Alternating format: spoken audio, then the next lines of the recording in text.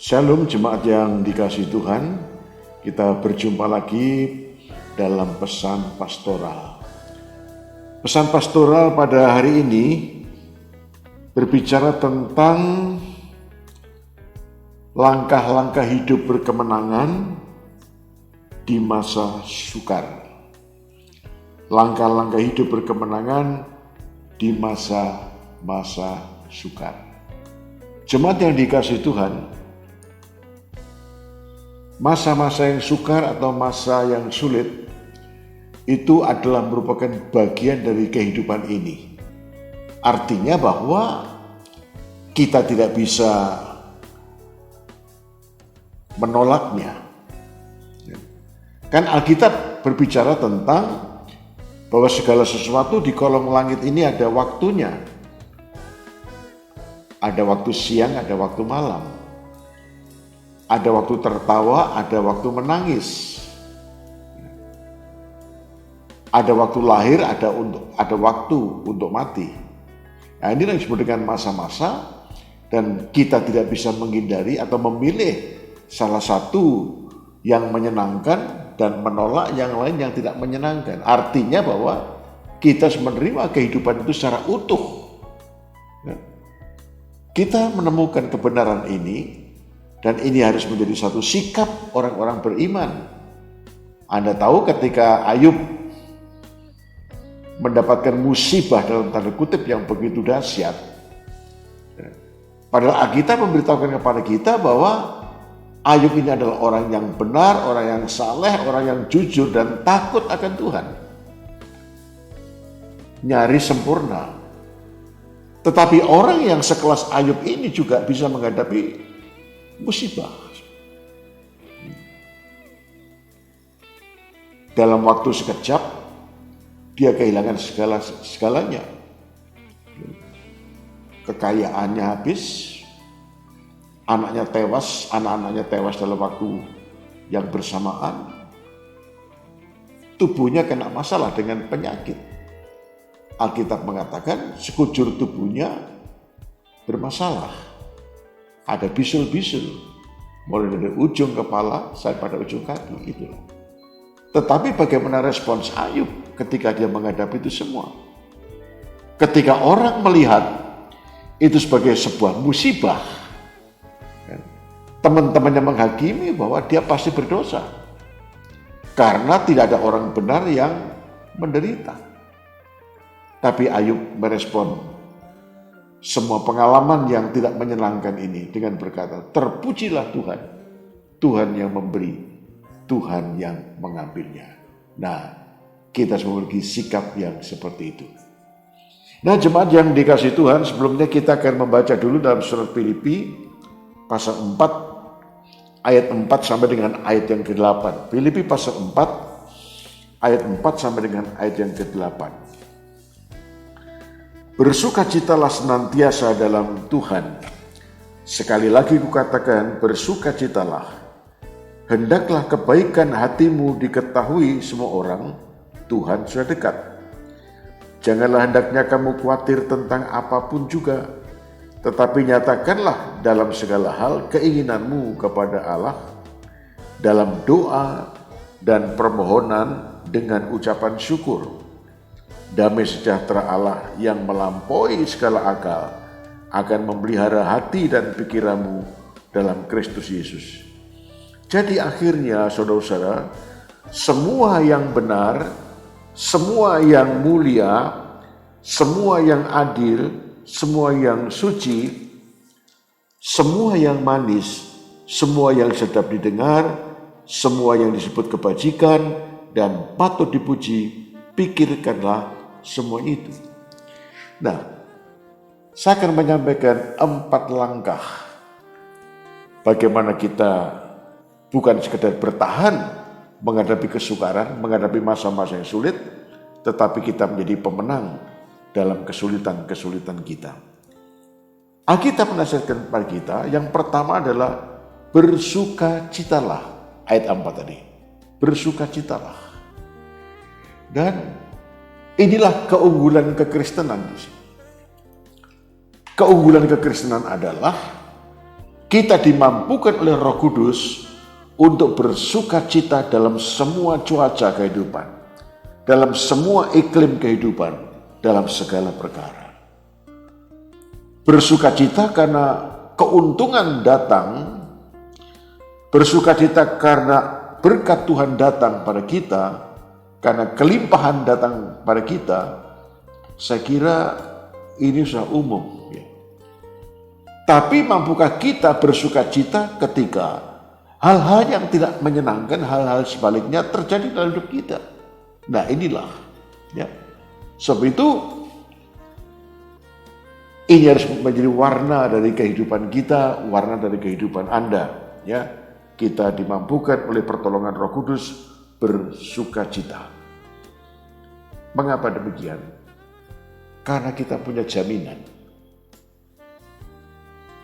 Murid-murid Tuhan sukses, berhasil dalam pelayanan.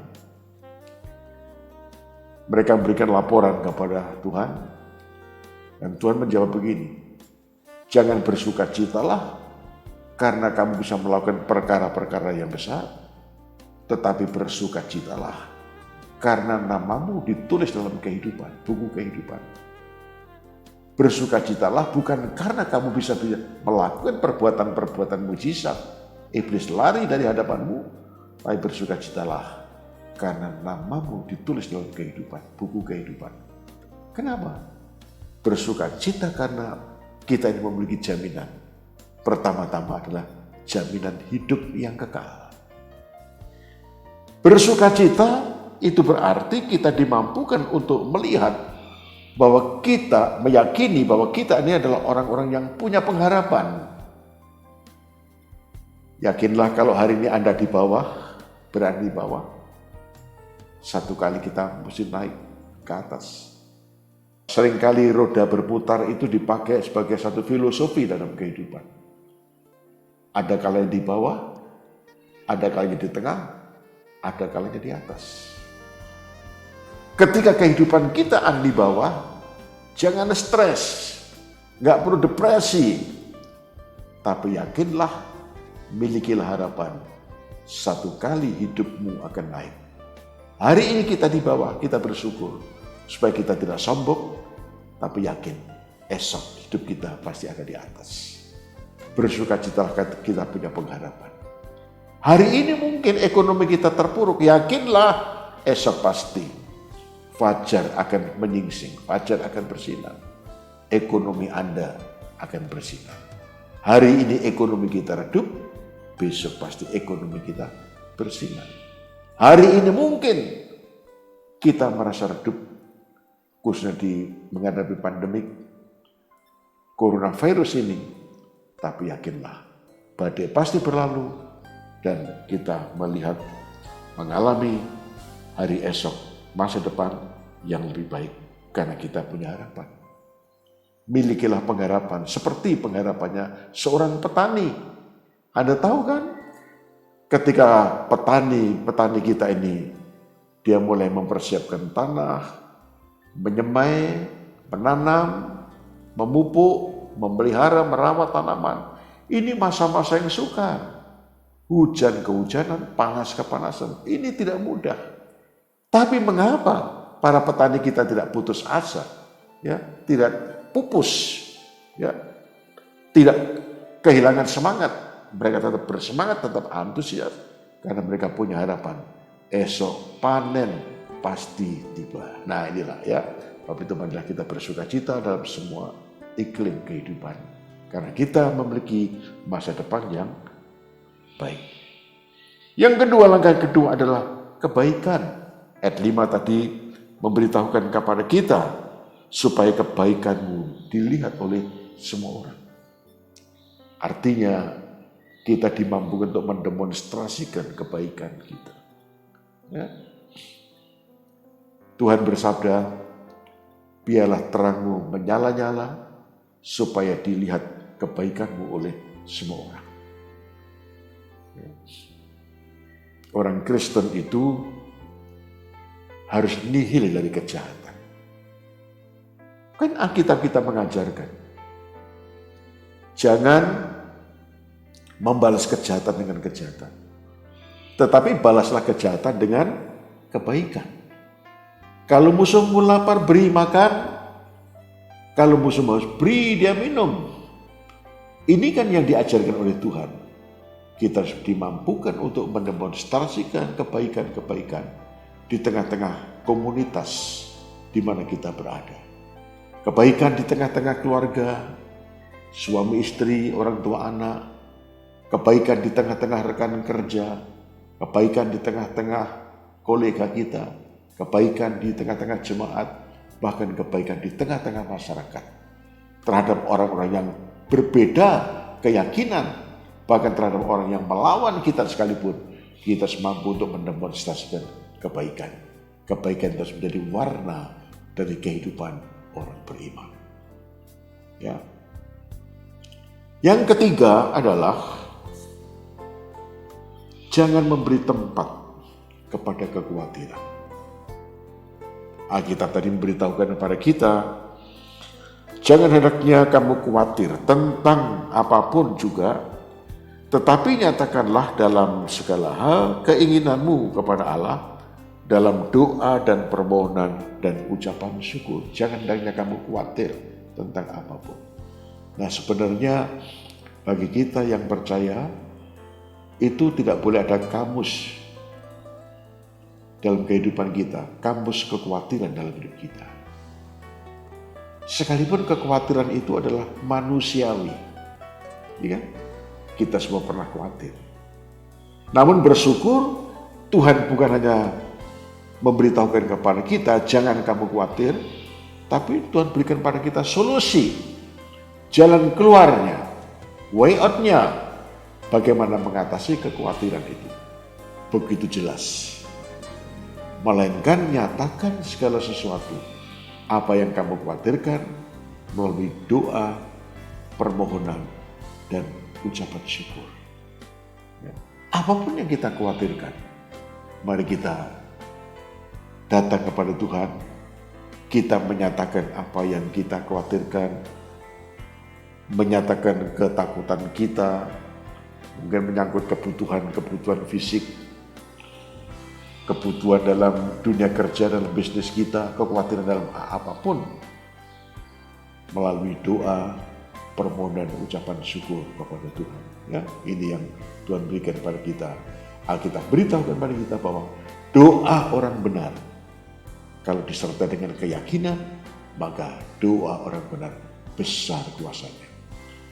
Seberapa besar pergumulan dan kebutuhan dalam hidupmu, maka marilah kita belajar untuk menyerahkan semua kekhawatiran kita kepada Dia, karena Ia memperdulikan kita melalui doa, permohonan, dan ucapan syukur.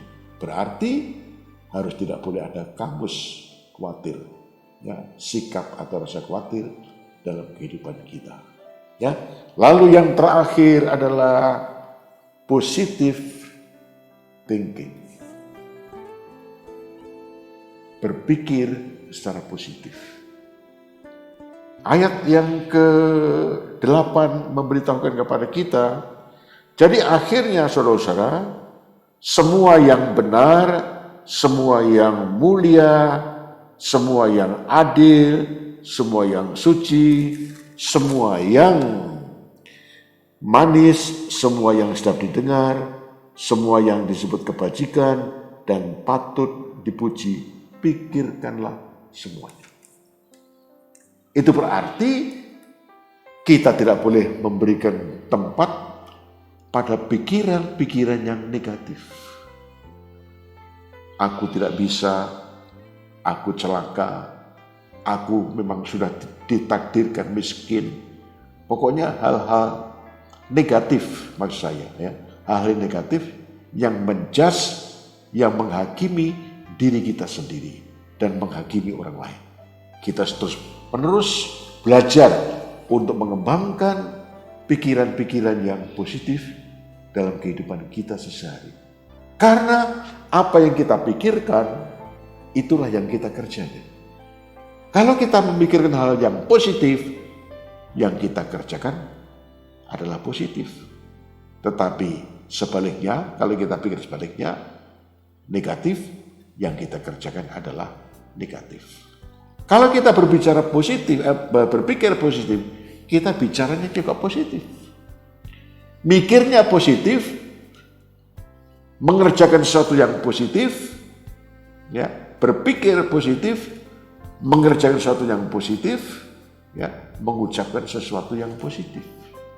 Nah, itulah yang Tuhan mau. Sebab itu, mulai hari ini setelah kita mendengarkan kebenaran firman Tuhan ini, marilah kita stop. Kita akan memasang rambu larangan tanda masuk dalam pikiran kita. Artinya pikiran-pikiran negatif yang menghakimi, yang menjelekkan, yang mendiskreditkan, yang melemahkan diri sendiri, melemahkan juga orang lain, stop, dilarang masuk. Tetapi kita persilahkan masuk pikiran-pikiran yang positif. Karena itulah yang akan membangun dirimu, membangun orang lain, dan akan memberkati kita. Ya, jemaat yang dikasihi Tuhan. Jadi ingat, menghadapi masa-masa yang sukar seperti ini, bagaimana kita menjalani hidup yang berkemenangan adalah pertama, bersukacitalah karena kita punya pengharapan masa depan yang lebih baik. Kedua, kita menunjukkan, mendemonstrasikan kebaikan kita di hadapan semua orang. Ya, yang ketiga, jangan memberi tempat untuk kekhawatiran. Ya, mari kita serahkan kekhawatiran kita kepada Dia, dan mari kita ungkapkan semua kekhawatiran, rasa cemas dan takut kita kepada Dia melalui doa, permohonan, dan ucapan syukur.